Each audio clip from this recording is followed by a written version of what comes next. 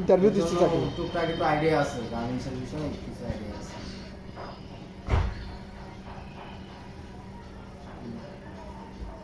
তারপরে ওখান থেকে চলে আসলাম ঢাকা থেকে। আসার পরে এখানে টুকটাক করে চাকরি করতেছি একটা রেস্টুরেন্টে। কি হলো, ভিডিও কল দিয়ে দিয়েছে? ভিডিও কল করে কেন?